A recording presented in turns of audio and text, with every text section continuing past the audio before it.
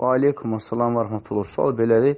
Bu yaxınlarda bir yerdə gördüm ki, Amerikalı həkimlər insanı dondururlar, ölməsin və xüsusi aparatlarda saxlayırlar.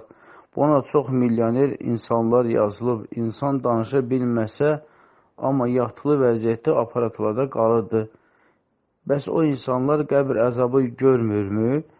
Əgər o insanlarda ölüm faktı baş veribsə, bəli, onlar qəbir əzabının həyatını yaşayırlar, hətta cəsədləri yüzdə qalsa da belə. Amma yox, onların həyatı dondurulur, amma ölüm faktını yaşamırlar. Müəyyən amillərlə insanın sanki yatızdırırlar, amma öldürmürlər. Bu halda sonra ölmüş sayılmır, ona görə də qəbir əzabı da görmüş sayılmır. Düz indi müasir alimlər bunun düzgün olmadığını deyirlər. Hər bir halda sualımız yəni onun icazə olmaması deyil. Amma bu dediyiniz vəziyyətdə əgər insan ölmüş hökmündə olursa, yəni ölürsə, bəli, qəbr əzabını yaşayır. Amma yox, həyat fəaliyyətini dondururlarsa, amma özü sağdırsa, beyin filan işləyirsə, o zaman qəbr əzabı görmüş sayılmır. Çünki insan zaten ölü insan sayılmır. Ölü insan sayılmır ona görə. Və aleykum assalam və rəhmətullah. Sual belədir ki, deyilənə görə zəlzəl olan anda nə dua etsən keçər. Bu düzdürmü? Mən birinci dəfə eşidirəm bunu ki, zəlzələ vaxtı dualar məqbul olur. Mən bunu eşitməmişəm. Amma ümumi mənasından elə gələ bilər ki, yəni müsibətlər, bəlalar gələn zaman insanlar Allaha dua eləsələr, Allah onların dualarını qəbul eləyir. Yəni, bu ümumi baxımdan ola bilər. Amma sırf zəlzələ vaxtı nə dua etsən qəbul olar, mən bunu eşitməmişəm. Allah, daha doğrusu Allah bilir. Əgər belə bir məsələyə dəlil varsa, o zaman bizə də göndərin, biz də inşallah qulaq asaq, faydalanaq. Və aleykum assalam və rəhmətullah. Sual belədir ki, mineral su, qazlı soğuk içmək günahdır mı? Mən hicablı bacıların içmədiyini görürəm. Səbəbini bilmirəm. İzah edədir zəhmət olmasa. Ümumiyyətlə, mineral sular və yaxud da qazlı su günah deyil içmək. Amma mineral su heç təbii suda ondan içmək problem deyil, sağlamlığa da xeyri var. Amma qazlı sular ki var, Fantadır, Pepsi'dir, Coca-Cola'dır və s. Yəni bu yönündə olan soklar, təbii ki bunlar deməli insan orqanizmində böyük fəsadları vardır, zərərləri vardır və təbii ki bunu içməyi məsləhət deyil, yəni zərər baxımından. Amma kimsə içirsə təbii ki qoy içsin, çünki bu günah deyil, bu günah deyil. Çünki onun haramçılığı barədə bir fakt yoxdur. Yəni, onun tərkibində haram bir şeyin olmağı barədə bir fakt yoxdur. Amma bəli, zərərli cəhətləri var. Yəqin ki, içməyən bacılar da elə bu baxımdan içmirlər və düz də eləyirlər. Çünki onların heç bir halda faydaları yoxdur. Yəni, nə susuzluğu yatızdırırlar, nə də qeyri şeyi. Yəni, onu içən adam daha da içmək istəyir və susuzluğu artırır. Və həmçində ondan asıllıq yaradır. Ona görə içməyən bacılar düz edirlər, içmirlər. Və aleykum assalam və rəhmətullah. Sual belədir ki, dinimiz zaks etməyə icazə verirmi? Ailələrimiz cahildirlər. Məni yoldaşım ailəmdən istəyib, qaynamgil yaxın durmayıblar. Bu işi ancaq ailə quranda qaynanam şərt qoydu ki, zaksa getməyə icazə vermirəm. Anam gil də soyuqdular. Mən heç olmasa xına olsun deyirlər, ortada qalmışam, nə edə bilərəm. Bəli, dində zaks icazəli, çünki bu dövlət qeydiyyatıdır və sizə də məsləhət olur ki, əgər sizin qaynananız indidən bu hərəkət edirsə ki, zaksa getməyə icazə vermir, o zaman siz zakssız kəbinə razılaşmayın. Yəni, siz dövlət qeydiyyatının zaksın olmasını tələb eləyin və bundan ötürü də, belə deyim, heç sizin qaynanızın ixtiyarı icazəsinə ehtiyac yoxdur. Yəni, yoldaşınızla gedirsiniz birbaşa asan xidmətə və orada qan analizləri götürürsünüz və inşallah 10 günə, 14 günə də Allahın izni ilə zaks kağızını alırsınız, olursunuz rəsmi deməli ər-arvad. Və təbii ki, bu zaksın arxasında da siz nikah kəsə bilərsiniz və ya da ki, şəriət nikahı kəsib siz zaksa gedə bilərsiniz. Yəni, əgər sizin qaynanınız indidən sizə bu hərəkəti edirsə, Allah qorusun, yəni bunun axırı yaxşı görsənmir və siz də yoldaşınıza zaks tələb edin. Zaks tələb edin ki, qoy bir yerdə zaksa gedəsiniz Allahın izni. Yəni, zakssız razılaşmayın. Yəni, o indidən əgər bu cür şərt qoysa, zaks olmasın, bu olmasın, deməli, Allah qorusun, bunun qaynanan niyyəti tam başqadır. Tam başqadır və ona görə də bu cür şərdən, filandan qorumaq üçün ehtiyat götürün və zaksı elətdirin, hökmən zaksı elətdirin. Yəni, gör, nətər adamdırlar ki, xınanı, filanı da razı deyirlər. Yəni, bu nə evliliyi olur axı? Yəni, əgər qaynana, ana öz oğlunun seçiminə qərar vermirsə, razı deyilsə, Allah qorusun, bunun axırı boşanmayla da bitə bilər. Çünki belə qaynanalar, Allah qorusun, ailə dağıtmaq olmaz, 2 vurur, 2 olur. Çünki onlar öz oğullarına öz istədikləri qız almaq istəyirlər. Və əgər oğlan özü qızı seçirsə və axır ki, bunun ədavət aparırlar, hətta boşanmaya qədər gedib çıxırlar. Ona görə sizə tövsiyəmiz budur ki, tələsməyin, tələsməyin. Əgər qaynanız bu cür hərəkət edirsə, o zaman siz yoldaşınızdan zaks tələb edin. Zaks tələb edin ki, gedin, zaks elətdirin. Və aleykum assalam və rahmetullah. Deməli, bacı zaks haqqında sual yazmışdı və əlavə olaraq deyir ki, yoldaşımla zaks haqqında danışanda deyir ki, təcil olanda zaks kəsmək lazımdır. Tağutun qanunudur, 2 ildir evliyəm, mən necə başa sala bilirəm ki, söz-söhbət olmasın. Həmçinin deyəndə ki, ailə qurandan anam gil gəlməyiblər məni görməyə, rəsmi deyil deyə qışqırır ki, zaksa görə qızlarını atıblar, soyuqdular, gəlib görmürlər. Əvvəla, ümumiyyətlə, bu dövlət nikahının qeydə alınması məsələsi, bu tağut məsələsinin heç bir bağlılığı filanı yoxdur. Ümumiyyətlə, Peyğəmbər s.ə.v-in dövründə, Əbubəkirin dövründə nikah qeydə alınmırdı. Nikah mücərrəd şifahi kəbinə nikah idi və mötəbər idi. Amma Ömər ibn Xəttab radiyallahu anh dövründə artıq xəlifəlik ərazisi böyüyür və insanlar çoxalırlar və Ömər radiyallahu anh nikahı qeydiyyata alır. Nikahı qeydiyyata alır və bu da əlhəmdülillah icazəlidir. Yəni, bu günümüzdə ilə təsəvvür edən ki, rəsmi nikah olmayan ailələrdə görürsən sənət məsələsindən falan da ciddi problemlərlə üzləşirlər. Yəni, siz yoldaşınıza başa salın ki, bu rəsmi nikahın olmasını, bunun heç bir tağutla falan əlaqəsi yoxdur. Sadəcə, həm uşağın metrika alan vaxtı, sənət alan vaxtı, bütün hər şeyin hasanlaşması üçün təbii ki, bu rəsmi nikah olmalıdır. Yəni, rəsmi nikah nədir? Sənin həqiqətən də, səninlə filan kəsin həqiqətən də ərada olması barəsində dövlət reyestrində qeydə alınıb. Qutardı getdi. Necə ki, sənə verilən şəxsiyyət vəsiqəsi kimi, evin kupçası kimi və digər sənədlər kimi və sizin evliliğinizin də rəsmi qeydiyyat həmən reyestr kitabında olur. Nikahla bağlı reyestr kitabında olur. Əgər kimsə bu nikahı, rəsmi nikah bağlamağı, yəni dövlət qeydiyyatından keçməyi tağut adlandırırsa, gərək həmin adam dövlətin verdiyi şəxsiyyət vəsiqəsinin, pasportunu, evin verdiyi kupçanı, sürücül vəsiqəsini heç bir sənəti yazdirməsin ki, tağutun sənədləridir. Niyə biz evin kupça alırıq ki? Elə deyək ki, tağutun kupçasını almayaq da, bu evimiz qalsın havada. Kim istəyir gəlsin, evimizə girsin, soğulsun, yaşasın. Niyə eləyirdik ki, bunu? Ki, evimizi əlimizdən alarlar. Elə dedi, qardaş, sənin də yoldaşınla rəsmi nikahın olmağı yaxşıdır ki, yəni sabahçı sizin də uşaqlarınız dünyaya gələndə uşaqların sənət alma işində filandır, siz zorluq çəkməyəsiniz. Zorluq çəkməyəsiniz. Bu sənət bundan ötürüdür. Burada hər hansı bir Allahın qanundan kənar bir qanun hökm filan verilmir ki, deyək ki, əl-hökum bi qeyrimə ənzəlallahdır. Allahın hökmünə hökm verməmək məsələsidir. Xeyr, bu sadəcə sizin nikahınızın rəsmi qeydə alınmasıdır. Qutardı getdi. Və aleykum assalam. Sual belədir ki, statusa profil Azərbaycan bayrağını qoyanda bəzi bazılar deyir ki, siz küfr edirsiniz, bu ölkə darul küfürdür, siz tağuta sitayiş edirsiniz deyirlər. Onlara nə cür cavab vermək olar? Nə cür doğru cavab vermək olar?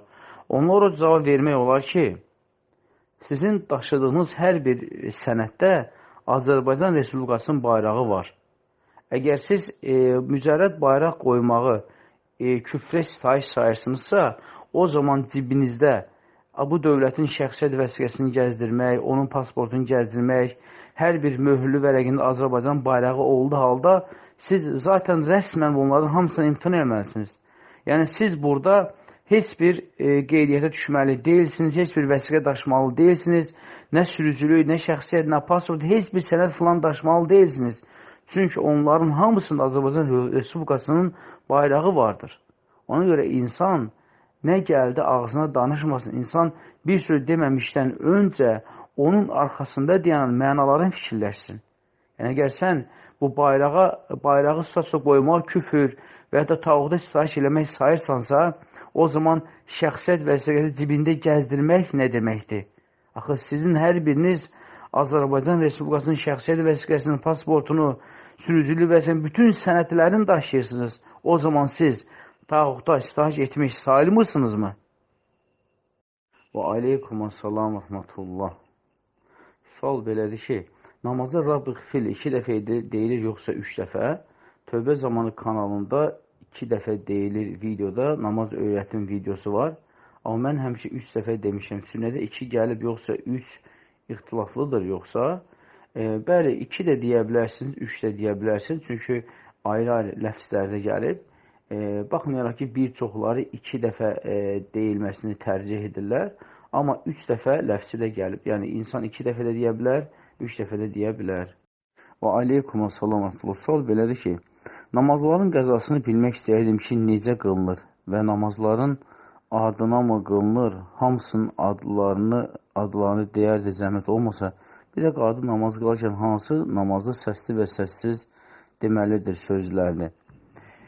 Ümumiyyətlə, qadın səsli namazları da səssiz qıla bilər. Yəni, qadın üçün vacib deyil ki, səsli namazları səssiz qılsın. Qadın səsli namazları da səssiz qıla bilər. Səsli namazlar 3 namazdır. Sübh namazıdır, məğrib bir də işə namazıdır.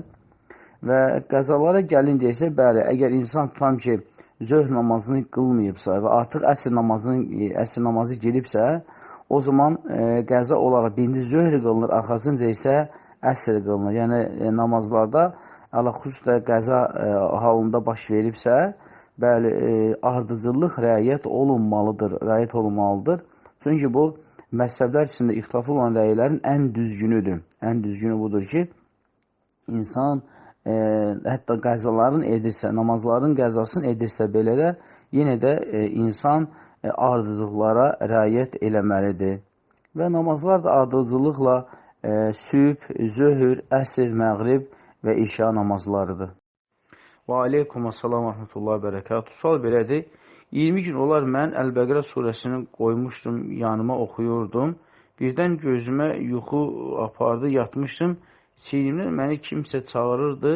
Durub gördüm ki, heç kim yoxdur.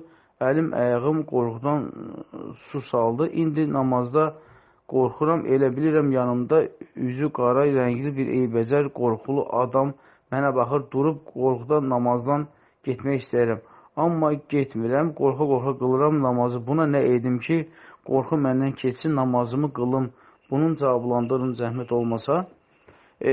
Təbii ki, bu qarabasmalardır. Bu qarabasmalardır və cinin sizə toxunmaq istəməsidir. Bu çox təhlükəli bir məsələdir.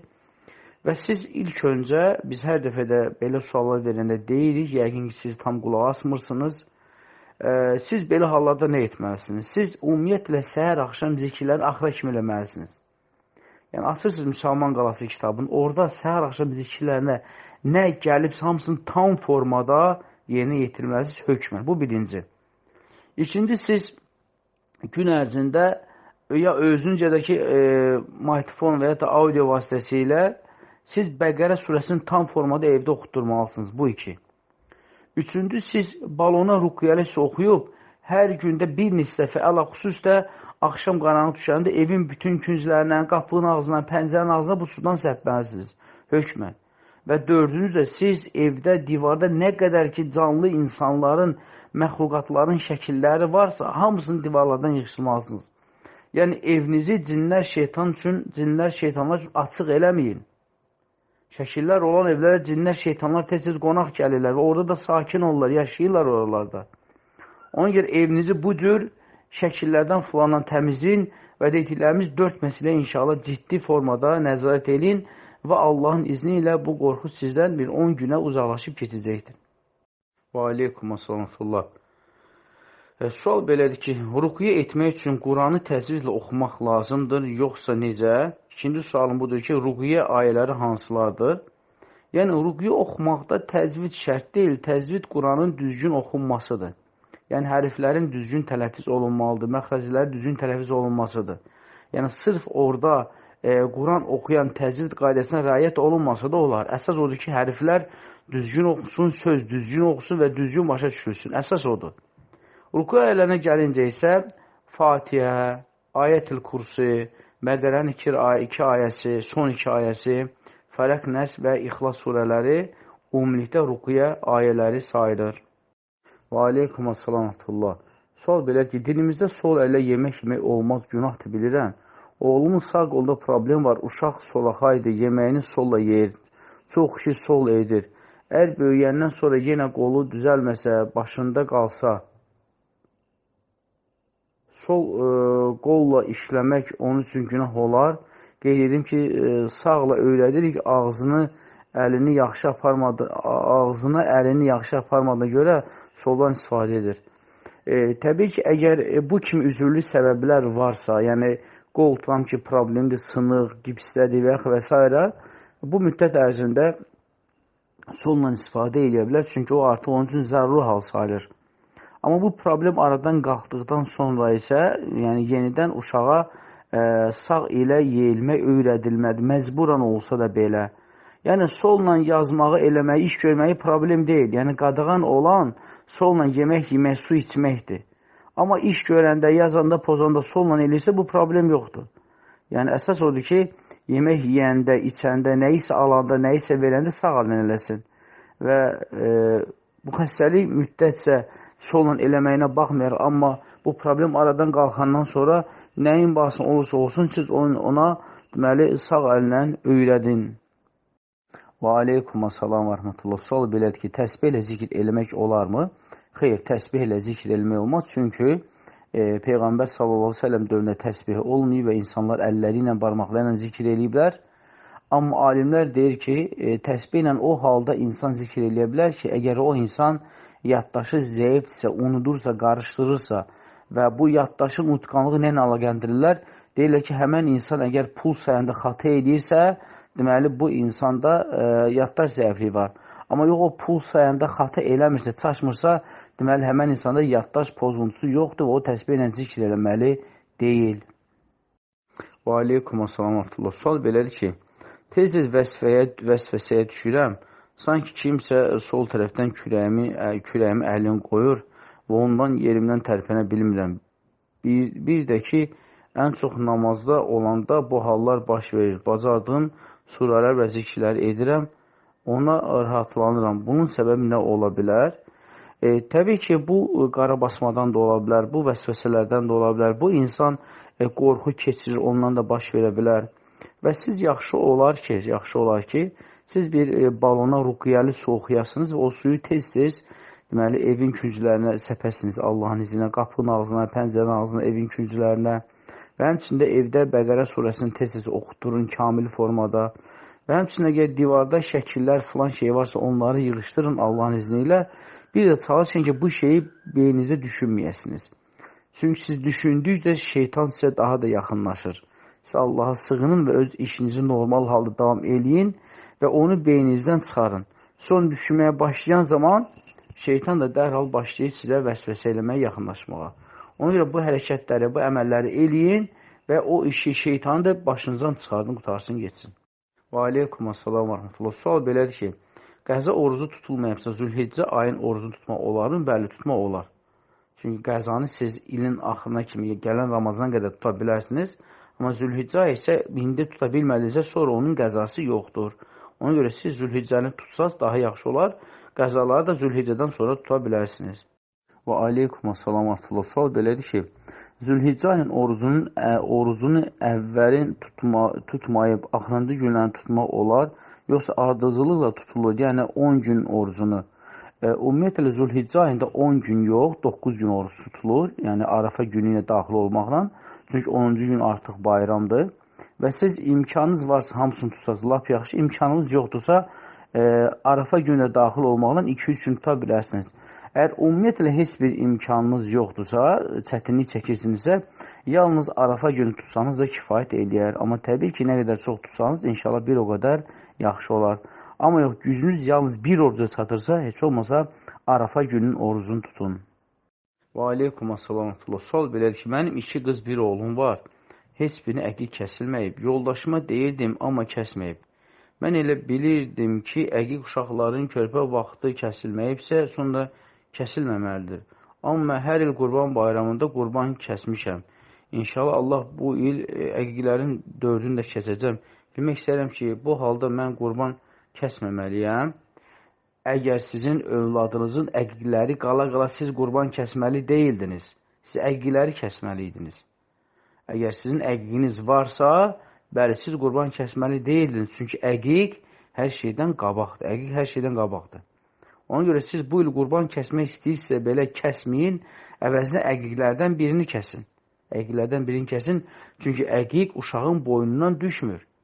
Əqiq o qurbandır ki, hətta valideyn uşağın yerinə kəsməyibsə, uşaq valideynin yerinə özü üçün qurban kəsə bilər. Yəni, görün, nə əzəmətli bir əməldir ki, o tərk olunmur. Ona görə, əgər siz qurban bayramında qurban kəsəcəydinizsə, onu kəsməyin, əvəzinə uşaqlarınızdan əqin birini kəsin.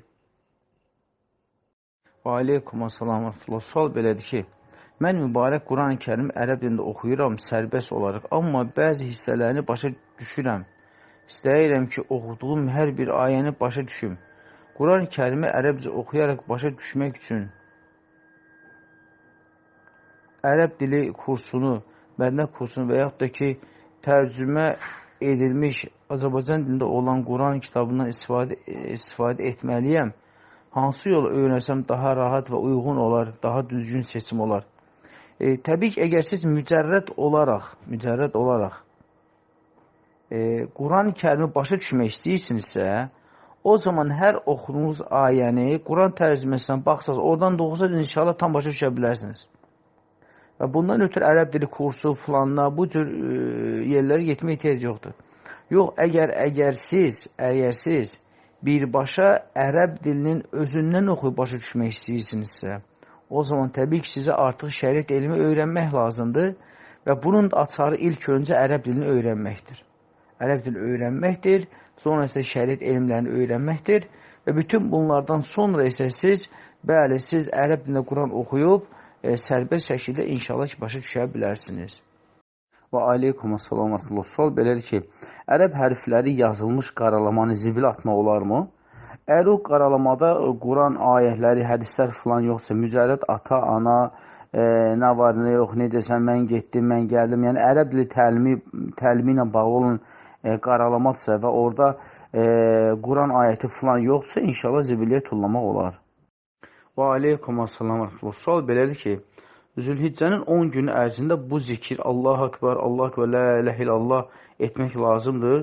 Biz həmcə 9-10 günlər etmişik. Zəhmət olmasa düzgün olanını bizə deyin. Bəzi alimlər deyir ki, Zülhiccə ayının bütün 10 gün, hətta 13 gününə kimi bu zikirlər olunur. Yəni 1-dən 13-ə qədər. Amma əksər alimlər deyirlər ki, bu zikirlər başlayır, deməli, ayın 9-u Məruddan sonra bir də ayın 13-ə qədər, yəni 4 gün bu zikirlər edilir. İnşallah ki, daha doğrusunu Allah bilir. Yəni, bu məsələdə iş genişdir. Yəni, hansını eləsəniz inşallah kifayət eləyər. Hansını eləsəniz inşallah kifayət eləyər. Çünki hər ikisinə deyilən rəylər var, dəlillər var. Amma daha doğrusunu Allah bilir. Yəni, inşallah ki, 9-u Məruddan sonra deməli, 13-ünə kimi inşallah ki, bu zikirləri etmək inşallah ki, daha düzgün olar. Amma kimsə əvvəlindən başlasa eləmək yenə də inşallah problem yoxdur. Çünki yenə də alimlərin rəyi var bu barədə. Və aleykum assalamatullah. Sual belədir ki, deməli, təkbirin formalarından Allahu Akbar, Allahu Akbar, la ilahe illallah, Allahu Akbar, Allahu Akbar, və lillahil hamd, Allahu Akbar, Allahu Akbar, Allahu Akbar, la ilahe illallah, Allahu Akbar, Allahu Akbar, və lillahil hamd. Bəli, bu ikisi də, hər ikisi də düzdür. Hər iki təkbir formaları düzdür. Və aleykum assalam və rəhmətullah. Sual belədir ki, WhatsApp plus yükləmək günahdır. Yəni, orada silən mesajlar görünür. Ona görə dedim, bəlkə həmin adam o mesajların oxunmağını istəmir. Bu nöqteyi nəzərdən soruşdum. Təbii ki, bu WhatsApp plus da digər WhatsAppdan bir çox üstünlüklərə malikdir. və kimsə əgər bu WhatsApp Plus-u yüklüb işlətmək istəyirsə, heç bir problem yoxdur. Çünki orada müəyyən üstünlüklər var. Yəni, o üstünlüklərdən insan istifadə etmək istəyirsə, inşallah heç bir problem yoxdur. Və əgər kimsə sizə mesaj göndəribsə, sonra da onu silibsə və amma siz WhatsApp Plus vasitəsilə o mesajları oxuya bilirsinizsə, inşallah problem yoxdur. Amma oxuduğunuz o mesajlar, hansı hissə göndərən insan onu göndərib sonra onu silibsə, siz onu oxusanız da belə, amma onun üzünə vurmayın. Onun üzünə vurmayın, üzünə heç nə deməyin. Ola bilər ki, nəsə hissənib və əgər nəsə bir pis şey yazıbsa, bəlkə xatı eləyib, bəlkə pis zənn eləyib, sonra başa düşüb, silib. Yəni, bu baxımdan WhatsApp Plus-u istifadə edirsinizsə də belə, silinmiş mesajları oxuya bilirsinizsə də belə, amma çalışın ki, oradakı silinmiş mesajları silinən adamın üzünə vurmayasınız. Yəni, sanki bilmirsiniz kimi, oxumamışsınız kimi. Çünki ola bilər insan nəsə yazsın, əsəbləşsin, sonra isə peşman olsun, bu baxımdan da yazdığın silsin. Ona görə siz əgər bunu istifadə edirsinizsə belə, inşallah heç bir problem yoxdur. Amma çalışın ki, həmən insanın üzünə nəyisə vurmayasınız. Yəni, utandırmayasınız onu. Sanki olmamış kimi.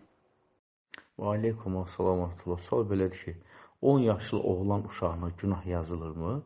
Xeyr, 10 yaşlı oğlana günah yazılmır, çünki həddi buluğa çatmış uşaq sayılmır. Amma 10 yaşında isə ona bəli namaz öyrədilməlidir. Əgər namazı imtina eləyərsə, qılmırsa, buna görə uşağı vura da bilərlər. Amma günaha gəlincə isə, xeyr, həddi buluğa çatmamış, ona günah yazılmır. Və aleykum assalam və sual belədir ki, bir müsəlman qardaşına olmadığı bir şeylə iftira atması nə dərəcədə doğrudur? Təbii ki, iftira atmaq, yəni böyük günahlardandır və əgər bir müsəlman qardaşına olmadığı bir şey iftira atırsa, təbii ki, bu qiyamət gününe görə cavab verəcəkdir. Hətta bu dünyada o elədiyi iftira da Allah qorusun onun qarşısına çıxacaqdır. Çünki bir insan bir insana nədəsə iftira atırsa, Allah qorusun əksər hallarda həmən iftira atdığı ilə onun öz başına gəlir. Ona görə insan əgər bilərəkdən bu iftiranı atırsa, tövbə eləsin, Allahdan bağışlanma diləsin və geçsin həmən qardaşından halallıq alsın. Yox, əgər bilməyərəkdən deyirsə, zənnə qapılıb deyirsə, o zaman başa düşsün ki, əgər araşdırılmamış, sübut olunmamış bir məsələni müsəlman qardaşına iftira atmaq, bu böyük günahlardandır, bu böyük günahlardandır. Və aleykum assalam. Sual belədir ki, sevdiyiniz şeylər Allah yolunda xərcləməsəz, sədəqə vermiş sayılmazsınız. Nə deməkdir? Sevdiyiniz şeyi nəyi nəzərdə tutulur?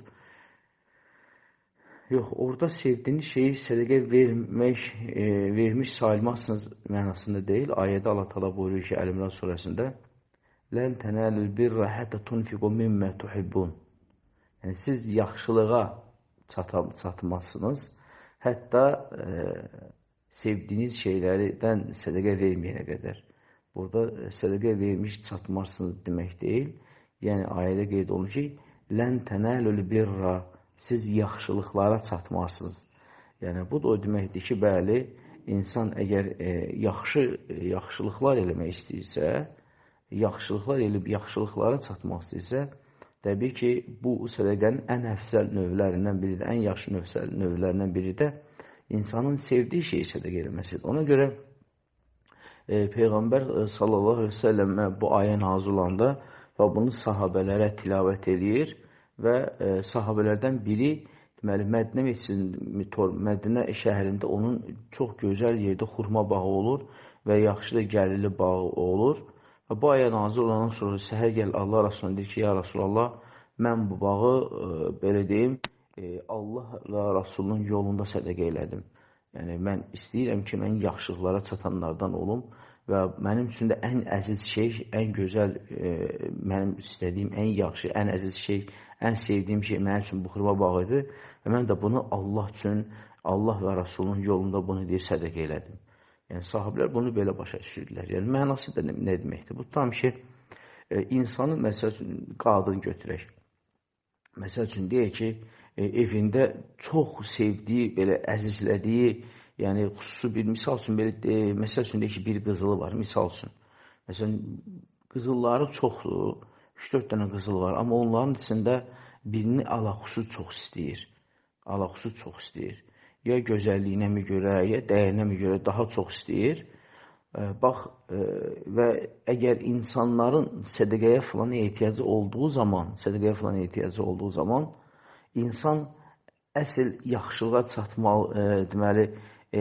çata bilmir, hətta ən sevdiyi, onu ən əziz olanı sədəqə verməyənə qədər. Bu da onun həmən ən çox sevdiyi, həmən o qızıl nəzərdə tutulur. Yəni, bax, mənası bu demək deyil. Mənası bu deməkdir ki, lən tənəlül birrə həttə tunfiqu mimmə tuhibbun.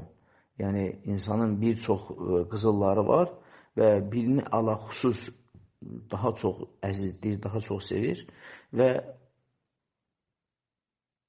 insan əgər həqiqi yaxşılığa, yəni yaxşılıqlar elib, həqiqi Allah yolunda sədəqə verənlərdən, Allah rizasına, sidq Allah üçün sədəqə verənlərdən olmaq istəyirsə, onun özünün ən sevdiyi şeyi sədəqə eləməsi, bax, bu həqiqi insanla, deməli, Rəbb arasında onun sadiqliyinə dəllət edir, sidq olmağına dəllət edir. Bax, bu zaman insan əgər bunu sevdiyini sədəqə edirsə, bu artıq Allahla öz arasında olan sadiqliyin, yəni rəmzidir. Sadiqliyin rəmzidir. Və aleykum assalam. Sual belədir ki, bir insan haqqımıza giribsə və bunu dəfələr edibsə, o insan bizdən halallıq istəsə veririk. Allah üçün veririk halallıq. Ancaq onun etdiklərini qəlbən bağışlaya bilmirik. O insan etdiklərinə görə cəzalanacaqmı? Onu da deyim ki, o insan etdiklərinə görə çox əziyyət çəkib həmin insan.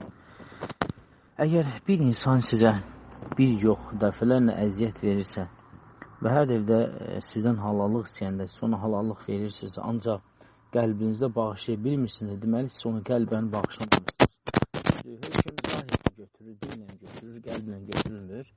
Amma hər bir halda, əgər o sizə bu dərəcədə şiddətli formada əziyyət verirsə, siz və o rahatdır ki, hər dəfə əziyyət verəcək və sizə deyir halalı və siz halalı verəcəksiniz.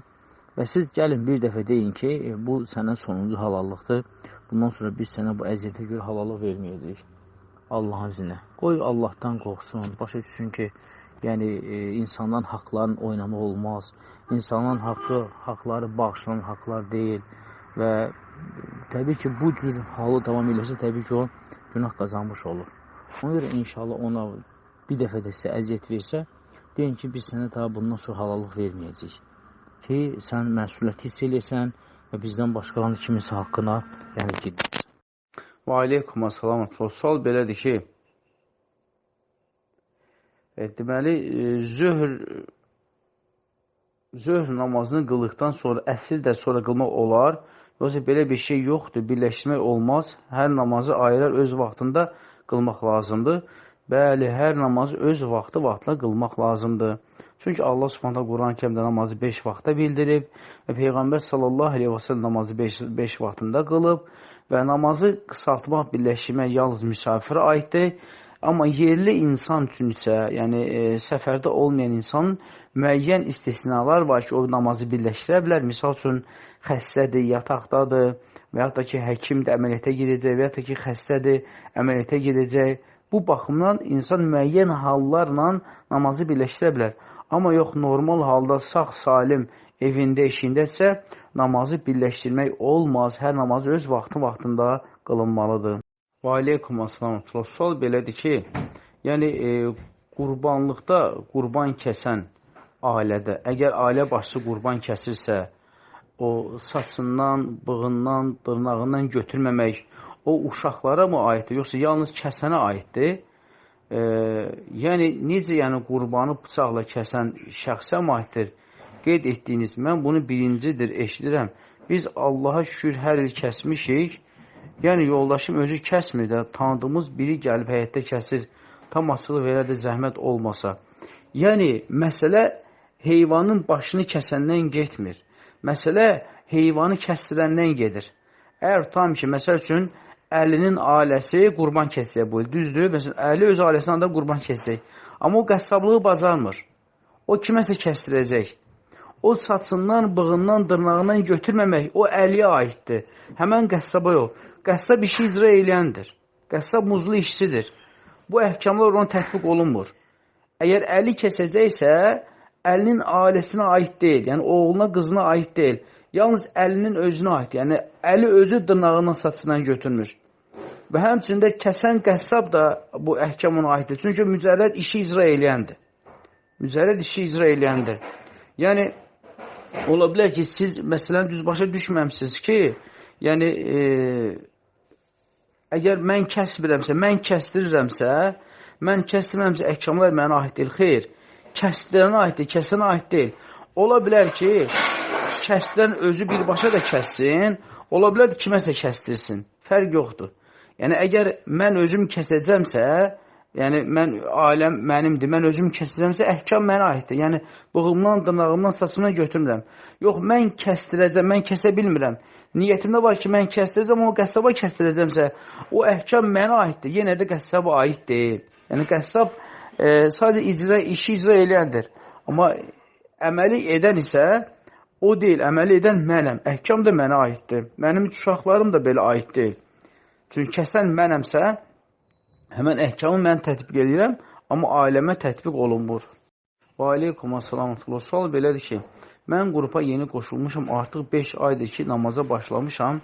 Sualım budur ki, namaz qılarkən niyyət etdim, sübh namazına və yaxud da zöhr namazının fərzini qılıram. Demək lazımdırmı? Xeyr, qılan zaman niyyəti dilən tələffüz olunmur və niyyət qəlbdə keçir. Əgər siz sübh namazına durmuşsunuzsa, artıq bu sizin sübhü qılmaq niyyətiniz deməkdir. Bundan ötürü ayrıca niyyət tələffüz eləməyə ehtiyac yoxdur. Çünki niyyəti dillə tələffüz eləmək bu bidət sayılır, yenilik sayılır və Peyğəmbər s.ə.v bunu etməyib və əmr də eləməyib. Və siz namaza durmağınız elə o sizin niyyətiniz deməkdir. Eləcə də zöhr vaxtı girdi, dəstəmaz alıb namaz qılmağınız bu artıq sizin niyyətiniz deməkdir və niyyətin də tələffüz olunması bidətdir. Yəni yenilikdir və bunu etmək olmaz. Və aleykum assalamətullah. Sual belədir ki, mənim yoldaşımın 3 ailəsi var. Eşitdiyimə görə o 3 qurban kəsməlidir. Və onun imkanı yoxdursa nə etməlidir? Bir də ki, mənim yetkinlik yaşa çatmış oğlum var. O özü köməklik edə bilər, öz payımıza düşən qurbanı özü kəsin və yaxud da yoldaşıma yarı pulun köməklik eləsin. Oğlum öz oğlumdur. Yəni, bazı deyir ki, yəni, oğul mənim oğlum, yəni yoldaşımın oğlu deyil. Təbii ki, əgər bir kişinin 3 ailəsi varsa, və yaxud da 2 ailəsi varsa, o 2 ailəsinin adına bir dənə heyvan kəsə bilər. Şərt deyil ki, hər zövcəsinin adına ayrı-ayrı kəsin. Çünki Peyğəmbər s.ə.v də bütün ailəsinin adına bir dənə heyvan kəsib. Bir dənə heyvan kəsib. Şərt deyil ki, 3 yoldaşın 3 dənə heyvan kəsin. Bir yoldaşın, bir heyvanı bütün yoldaşlarının ailəsinin əvəzən kəsə bilər. Ailəsini kəsə bilər. Amma o kəsdiyi ətdən də sizə də gətirib pay verməlidir. Amma sizin öz oğlunuzun yetkinlik yaşına çatıbsa, özünün imkanı, qazancı varsa, o zaman siz də yoldaşınızdan əlavə öz eviniz üçün ayrıca qurban da kəsə bilərsiniz. Yəni, yarı pulun vermək yox, elə imkanınız varsa, elə özünüz üçün, öz ailəniz üçün də ayrıca bir heyvan kəsə bilərsiniz. Və aleykum assalamətullah. Sual belədir ki, bilə-bilə tövbəni pozmaq düzgündürmü? Sadəcə məcbur edilirsən tövbəni pozmaq. Bu haqda nə deyə bilərsiniz? Ümumiyyətlə, insanın tövbəsini pozmaq deyəndə, yəni sualda tam aydın deyil. Yəni siz burada andınızı pozmağı nəzərdə tutursunuz, yoxsa ki, hansısa bir günah edib o günahdan tövbə etmişsiniz, o günahı etmək sizi məcbur edirlər. Yəni sualda başa düşülmür ki, siz nə demək istəyirsiniz? Yəni siz andınızın pozulmağını deyirsiniz ki, yəni məcbur edirlər andımı pozun, yoxsa siz hansısa günahdan tövbə etmişsiniz, sonra o günahı yenidən elətdirmək isə məcbur edirlər və siz məcbur olursunuz ki, tövbənizi pozasınız. Əgər sizin andınızın pozmağından danışırsınızsa, sadəcə yerinə tövbə deyirsinizsə, əgər sizin andınız mübah anddırsa və onu pozmaq məcburiyyətindəsinizsə, bəli, siz andınızı pozub 3 gün kəfarə edə bilərsiniz və andınızı poza bilərsiniz. Yox, əgər söhbət hansısa bir günahı etməyə isə məcbur edirlərsə, heç bir halda siz həmən günahı edərək tövbənizi pozmağa məcbur deyilsiniz. Yəni, insanlar günah etməyə məcbur deyirlər. Ona görə siz dəqiqləşdirin ki, siz bu sualda nəyi qəsd edirsiniz? Andı, yoxsa ki, günahı? Və aleykum assalam. Sual belədir ki, Nuh əleyhissalam haqqında məlumat verə bilərsinizmi? Yəni, Nuh əleyhissalam haqqında Quranda kifayət qədər surələrdə vardır. Yəni, ayətlərdə Allah Subhanahu onun haqqında danışır ki, Nuh əleyhissalam öz qövmündə 1000 ildən 50 il az, yəni 950 il yaşadı. Və bu müddət ərzində ona az bir qövm iman gətirdi, hidayət elədi. Sonra isə Allah Subhanahu Nuh'a bir gəmi hazırlamağa əmr eləyir və gəmiyə də hər deməli, heyvandan bir cüt, yəni erkək dişi olmaqla həmən gəmiyə qoyurlar. Sonra Allah Subhanahu su ilə onları həlak edir və Nuhun gəmisində olanlar isə yalnız xilas olanlar onlar olurlar. Hətta Nuhun öz əhl-i beytindən olanlar belə Nuh'a iman gətirmirlər və onlar da həlak olanların yəni içində olurlar. Və sizə imkan olsa elə Quranı açıb oxuya bilsəniz inşallah daha yaxşı olardı. Çünki bizim sual qrupumuz, sual-cavab qrupudur. Biz yalnız suallara cavab vermək miqdarında nəsə danışa bilirik. Amma geniş dərs kimi inşallah ki, yəni ixlasa.com saytına daxil olub, orada bu barədə dərslər dinləyə bilərsiniz. Və aleykum assalam və rahmetullahi bərəkatü. Sual belədir ki, səfər namazı necə qılınır? Namazı qısaldın dedikdə fərz namazlar nəzərdə tutulurmu? Bəli, səfər namazı qısaldılmış formada qılınır. Yəni, sünnələr qılınmır. Bütün sünnələr tərk olunur, yalnız sübhün sünnəsindən başqa. Və həmçində, deməli, sübh namazı 2 rükət olduğu kimi qalır. Zöhr 4-dür, zöhr 2 qılırsınız. Əsr 4-dür, əsr 2 rükət qılırsınız. Məğrib 3-dür, 3 rükət olduğu kimi qalır. Və işa 4-dür, 4-dür 2 rükət qılırsınız. Bax, namazı qısaldın deyəndə, zöhr, əsr bir də işa namazları nəzərdə tutulur. Qalan zöhrlə məğrib namazı olduğu kimi yerində qalır. Və həmçində sübhün sünnətindən başqa bütün sünnətlər də tərk olunur. Bir də vitir yerində qalır və vitirdə səfərə aid olmayan namaz və vitirdə olduğu kimi qalır. Yəni, vitir də qılırsınız. Və aleykum assalam. Sual belədir ki, mən 2010-cu ildə namaza başlamışam. 2010-cunun orucunu tutmalıyam, qəzasını olarsa tuta bilərəm. Bəli, əgər siz 2010-cu ildə namaza başlamışsınızsa, bu deməkdir, siz orucu da tutmalıydınız. Əgər o ildən siz orucu tutmamısınızsa, bəli, o illərin qəzasını siz tutmalısınız. Qəzasını siz tutmalısınız. Yəni, yavaş-yavaş da olsa siz onu tutmalısınız. Və aleykum assalam. Sual belədir ki, Zülhiccə ayının orucunu tuturam, səfərə çıxmalı oldum, orucumu davam etdirmək istəyirəm. Əgər çətinlik çəksəm, orucumu poza bilərəm, buna günah gəlməz. Xeyr, buna günah gəlməz. Əgər ki, siz səfərdə görsəniz ki, çətinliğiniz var və siz orucunu açsanız, heç bir günah filan sizə yoxdur. Və aleykum assalam və rahmetullah. Sual belədir ki, yoldaşım deyir, atamı tez-tez yuxuda görürəm, amma üzünü görmürəm. Yəni, bikef olduğunu və yaxud da üzünün gülmədiyini görürəm. Nəsə bir iş görmək istəyəndə tez-tez yuxuma gəlir. Qeyd edim ki, atası 2 ildir rəhmətə gedib, yuxusundan çıxmır. Bu nə ilə əlaqədar ola bilər? Deyir, fikrimdə olmasa da yuxuma gəlir.